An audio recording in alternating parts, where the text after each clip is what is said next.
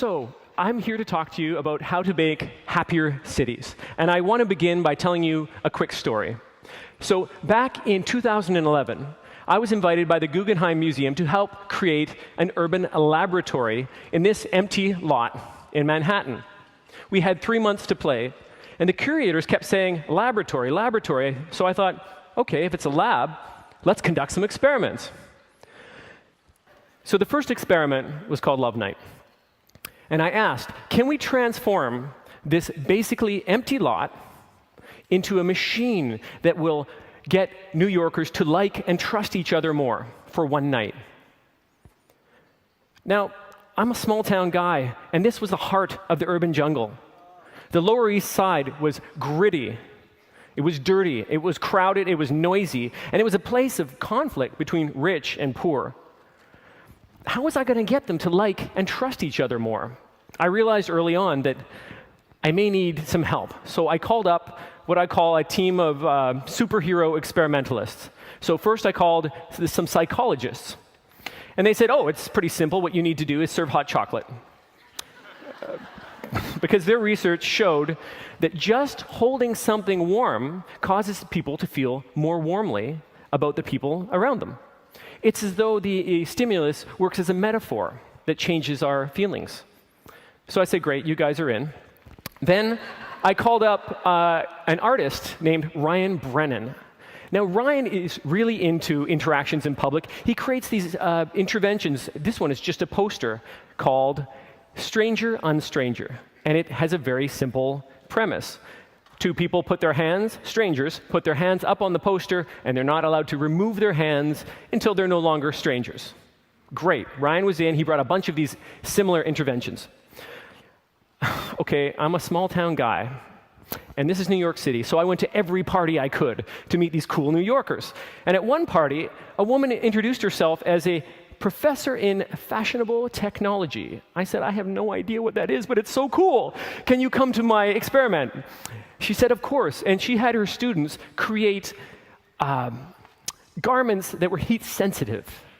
So basically, you put these shirts on, and when you touch each other, you literally touch each other's hearts and change them. So cool. They were in. There were a bunch more, but I'm just going to tell you about one more partner I called in. My friend, Paul Zak. He's a neuroeconomist. So Paul is interested in this molecule, oxytocin. Now, oxytocin is the trust molecule. It's released every time we have a trust-building encounter with friends or even strangers, even in public. It gives us the warm and fuzzies. It feels great. And I said, great, Paul. What's your intervention? And he said, hugs. He was in California, right? And I said, Paul, this is New York City. I don't know if the hugging's going to work. But he refused to come unless I let him do the hug intervention. So great. I said, you're in. We gathered these and other interventions together. We got the room ready. The night came. We opened the gates, and we waited for New Yorkers to come. Now, before telling you what happened, I should probably tell you why we were doing this. I was working on my book at the time, Happy City, which, as you may guess, looks at the intersection between happiness and urban design. Can we build happier cities? And in the course of my research, I found that the most important ingredient of human happiness isn't money or even sex or ice cream. It's social connections. So the happy city is a social city above all. Now, how important are social connections? Well, the economist John Helliwell compared life satisfaction, which is a measure of happiness, with reported trust in neighbors in cities across Canada. And what he found was a very strong correlation. Basically, the more people said they trusted their neighbors, the happier people in that city said they were. And you're probably noticing that Canada's big, rich cities are all lagging down at the bottom of the trust and the happiness scales. Now, this is not to say that money doesn't matter. It really does. It's just to say that social trust matters even more. People who are socially connected are more resilient. They get through hard times more easily. They get over illness more quickly. They live longer, an average of 15 years longer than people who are disconnected.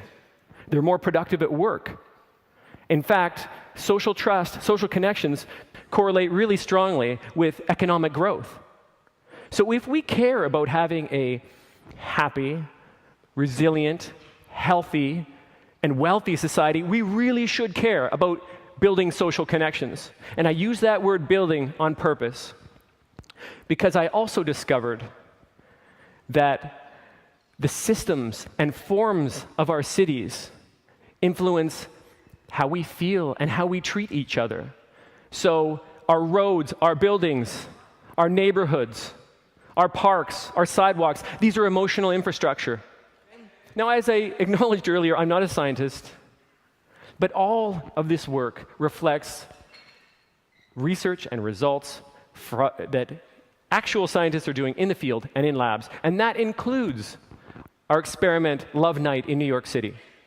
So as I told you, we opened the gates after filling our empty lot with psychological interventions, and we waited, hoping New Yorkers would come. And guess what? They did. They came by the hundreds. And not only did they come, they played along. They wore the heat-sensitive T-shirts. They drank and shared the hot chocolate. They did the other interventions. And most of all, they hugged. First, they hugged Paul because he insisted. There he is. He loves it. Then they started hugging their friends. Then they hugged their strangers. Then there was more hugging, and by the end of the night, it was this giant, crazy, huggy, cuddle, puddle thing. And I have to say, the curators at the Guggenheim were not, I don't know if they were thrilled by this. This wasn't high art. But we felt great by the end of the night. And maybe it was that oxytocin rush. But that good feeling is not why I'm telling you this story. I'm telling you the story because we also learned something else in that evening. And here it is. Through the 3-month course of this lab, we had been testing people by using a game called Urbanology. Now, Urbanology asked people about what kind of city they wanted, what kind of society they wanted in group settings. Questions like this. Do you think people who work the night shift should get a higher minimum wage? And over the course of the lab, 3 months, overwhelmingly, people said, hell no. This is New York, tough it out. But on this night, the answer was turned on its head. 90% of people said, yes, of course. Let's pay them more. They voted for a greener, slower, more sustainable, more cooperative city, a fairer city.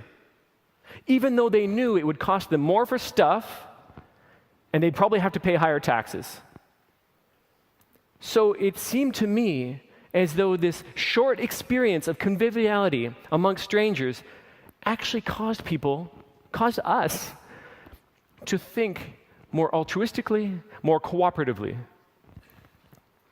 Now, when you think about it, this is just the kind of attitude shift we need if we're going to deal with the pressing challenges of this urban century. Poverty, inequity, climate change. All these are issues that demand a common response. They demand cooperation. And we can't hope to solve them if we as a society are disconnected, isolated, or indifferent. There's many reasons for our disconnection, and we need to pursue many solutions. But the fact is, every time we have a trust-building encounter with friends or even strangers, even in public, it triggers feelings and actions that are more altruistic. Now, I'm not saying we all need to go out and start hugging everybody on the street, really. But we have a mountain of evidence to suggest that design, the way we design our cities, their systems and their spaces and places, has a strong effect on how we regard and treat other people. Of course, we need to do more research. Of course, I and you should do more experiments. But we also need to build differently based on what we already know.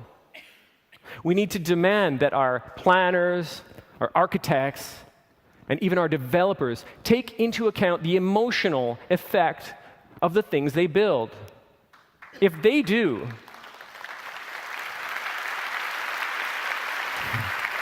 Yeah. If they do, if we all do, then we can have cities that are healthier, more resilient, happier, wealthier. We can have cities that draw us together, not push us, draw us together, rather than pushing us apart. We can have cities that bring out the best in us. And that, my friends, is one way to get to a happier city. And I hope we can build it together.